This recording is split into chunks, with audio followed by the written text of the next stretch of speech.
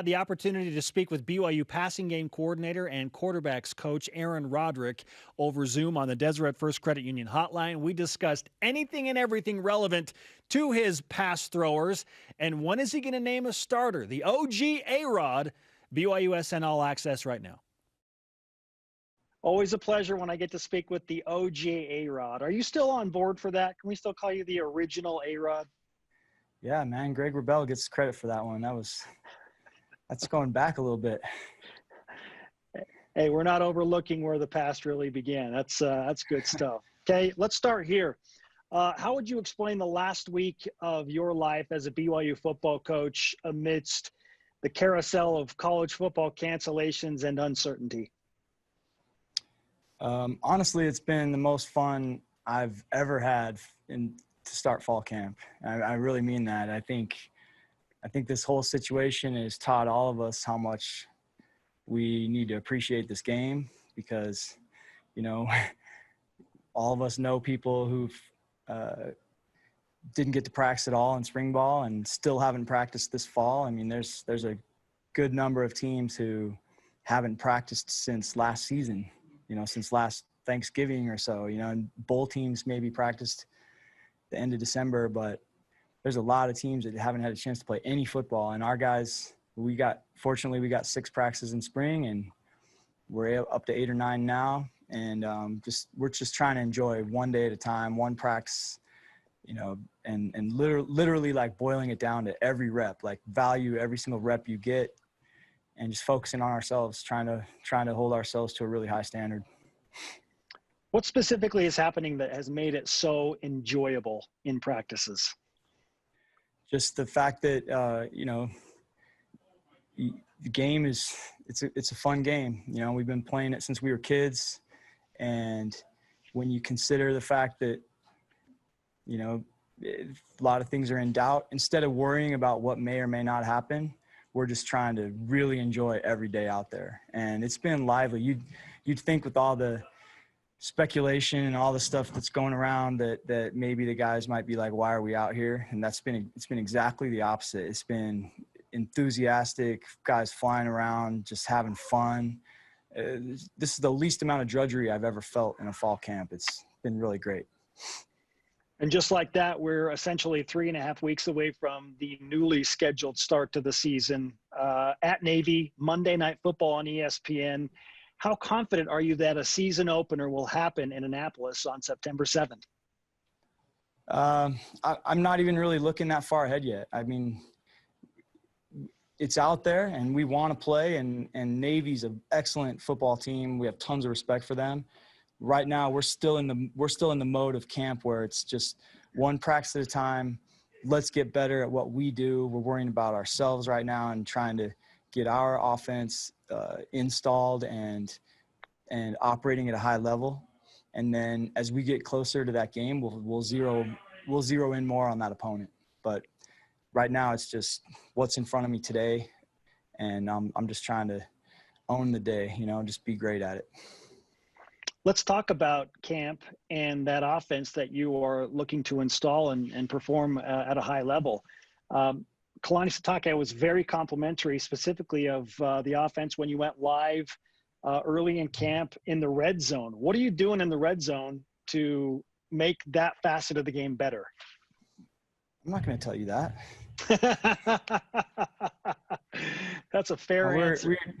We're disappointed last year in how many trips we made into the red zone without getting touchdowns last year. We got down there a lot, and our scoring went up. We were a better offense last year than 2 years ago, but we feel like we left too many points out there, and so it's been a huge focus. The one thing I will say is we've practiced red zone in every single practice of this camp, and most camps I've been in the past, you practice red zone every 2 or 3 days, something like that, maybe every 4th day. It's been an everyday thing in this camp, and very confident that we've added a few things and we've fine-tuned a few things that I think are going to be productive for us. BYU passing game coordinator, quarterbacks coach, offensive guru overall, Aaron Roderick with us on BYU Sports Nation. Now we shift our attention to Zach Wilson, and straight up, compared to where he was at this point last year, coming off shoulder surgery, trying to get right, where is his game and health now 1 year later? He's improved in every area. I mean, it's the first real off season he's had. So it's been nice to just be able to work out with the team in a normal manner. He's doing, for a full off season now, he's been to every workout that all the other players on the team did, where a year ago he's riding a bike or something while everybody's lifting weights because his shoulder is messed up, and he's big and strong. I mean, when you see him in person, he looks a lot different. And he's just improved in every area. I mean, he's throwing the ball really well, and he's making great decisions. And I think he's improved in every area, really. And so have Jaren and Baylor. I mean, and you hope that that's the case with all your veteran players. I mean, I think people are going to see that. The more football you play, the better you get. That's how it works. And we have an offense full of guys who are now in their third year as starters in this offense. And I think you're going to see a lot of veteran play from a number of guys this year, which helps the quarterback look good. Jaren Hall is an interesting case because he clearly is capable and he's very athletic. What kind of plans do you have to use him outside of quarterback, if at all? Well, right now he's competing for the starting job with Zach and Baylor, and I've been giving those guys all equal reps so far, and that won't last forever, but I want to make sure that everyone in this program sees all three of those guys compete, and I'll ultimately make the decision, but I think it's important that all the players in the program know that all those guys got a fair shot, and the body of work speaks for itself. And so we're in the process of that right now. And Jaren, he does a lot of exciting things. I got to have all those guys ready, because the only negative about those three guys is all three of them got hurt last year. And I've said that to them. I mean, that's just part of the deal. We have to be prepared for that scenario. And, knock on wood, I hope it doesn't happen, but I have a responsibility to have guys ready to play if someone gets injured. When do you plan on announcing who will start the game at Navy?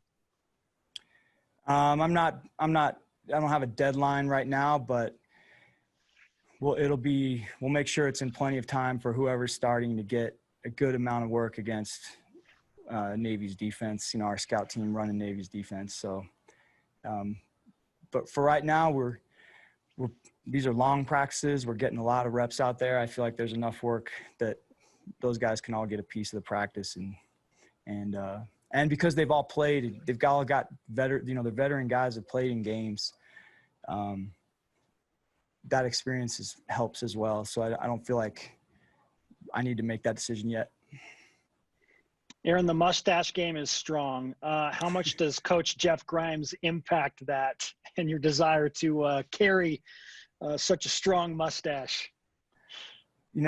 I like to think that I'm the one that inspired Grimes to have a mustache. I think he takes credit for starting it, but I'm pretty sure I'm the one that started that. Fair enough. We'll finish with this. I just like to mix it up. I get it. No, and I like it. I approve. We'll finish with this. How is your role evolving along with Coach Grimes as the offensive coordinator, with you being the pass game coordinator, in calling plays? How will that evolve this year? We have great chemistry together. Third year, man, it's, the longer a staff works together, the easier it gets. You're not starting from square one like, each year. And we've got a great chemistry together. We put the whole game plan together each week as a staff. Coach Grimes is awesome at including everyone and trying to draw from everyone's experience in the room. And we really have multiple guys in the room that have coordinated offenses before and always add to things. So really the play calls are made Monday through Wednesday.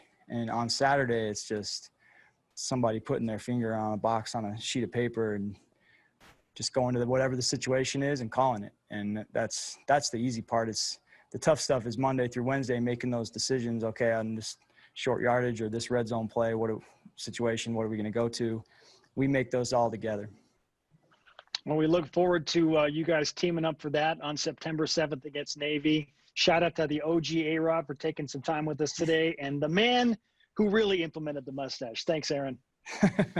Thanks. Aaron Roderick on the Deseret First Credit Union Hotline. Deseret First, you know why, we show how. Okay, he told us some things. One that he is legitimately trying to give all three of the quarterbacks that started games and won games last year as starters a shot to go out and prove themselves. We both still think it's clearly going to be Zach Wilson. Yeah, I don't think that's a question, barring injury. No, but I did ask him about Jaren Hall, too. Like, okay, if Jaren's not starting quarterback, you plan on moving him around. And I don't see why Jeff Grimes would want to do anything differently than he did last year with No, they need to be ready. Right? They need to be ready, just in case, right? You need depth, and BYU has great depth at that position, like incredible depth. You could argue that's some of the best depth BYU's had at quarterback in a long time, so that's awesome, man.